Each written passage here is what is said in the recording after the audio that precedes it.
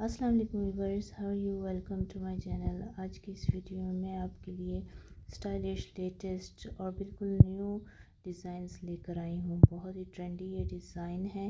ईद भी आने वाली है और भी कोई अगर शादी ब्याह का कोई ओकेज़न हो तो आप में से इसमें से अपने लिए कोई भी डिज़ाइन सेलेक्ट कर सकती हैं, क्योंकि काफ़ी प्यारे प्यारे डिज़ाइन है। फ्लोरल डिज़ाइन है, लाइनिंग पैटर्न वाले हैं, छोटे छोटे जो फूल बने होते हैं उस तरह के डिज़ाइन हैं।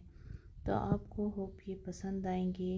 अरबिक स्टाइल भी इसमें मौजूद है, क्योंकि अरबिक स्टाइल की जो मेहंदी होती है वो थोड़ी मोटी मोटी लगती है। तो होप आज की ये वीडियो आपको पसंद आई होगी। अगर पसंद आई है तो चैनल को सब्सक्राइब करना ना भूलें और अपने फ्रेंड्स के साथ भी ज़रूर इस वीडियो को शेयर करें। Thank you.